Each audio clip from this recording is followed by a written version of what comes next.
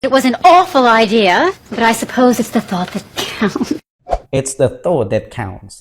ថ្ងៃនេះខ្ញុំនឹងលើកយកនៅ clear មួយពាក់ព័ន្ធនឹង it's the thought that counts ជាមកធ្វើការសិក្សា This phrase means that the intention behind an action is more important than the result or the value of the gift clear មួយនេះដែលយើង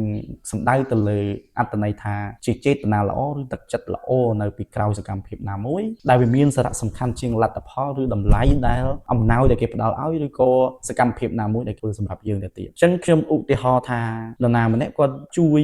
យើងអញ្ចឹងទៅប៉ុន្តែមិន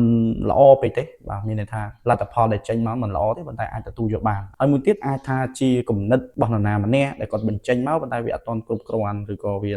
នៅស្ទើរវាមិនសូវល្អប៉ុន្តែគំនិតនេះបានថាចេញពីចេតនារបស់គាត់អញ្ចឹងយើងអាចទទួលយកបានពេលយើងអាចប្រើ it's the thought that counts បានដែរអញ្ចឹង clear មួយនេះដែលខ្ញុំបកប្រែថាជាទឹកចិត្តល្អ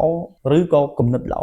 បាទបើទឹកចិត្តល្អអានឹងសំដៅទៅលើសកម្មភាពអញ្ចឹងតែដល់ពេលទៅលើគំនិតល្អដែលទទួលយកបានមានន័យថាគាត់បញ្ចេញគំនិតមកដែរប៉ុន្តែវាមិនសូវល្អតែយើងអាចទទួលយកបានអាហ្នឹងតែយើងអាចប្រើថាជាគំនិតល្អដែលអាចទទួលយកបាន For example it was an awful idea but I suppose it's the thought that counts អញ្ចឹងនៅក្នុងប្រយោគមួយហ្នឹងដែលយើងបកប្រែថាវាជាគំនិតមិនសូវល្អទេប៉ុន្តែខ្ញុំគិតថាវាជាគំនិតដែលអាចទទួលយកបានអញ្ចឹងម្ដងទៀត it was an awful idea but I suppose it's the thought that counts អញ្ចឹងនៅក្នុង clear មួយនេះដែរខ្ញុំក៏មានឧទាហរណ៍ទី2ដើម្បីកាន់តែច្បាស់ក្នុងការប្រើប្រាស់ For example she forgot the cake but she remembered my birthday it's the thought that counts ដែលយើងបកប្រែថានាងបានភ្លេចនៅ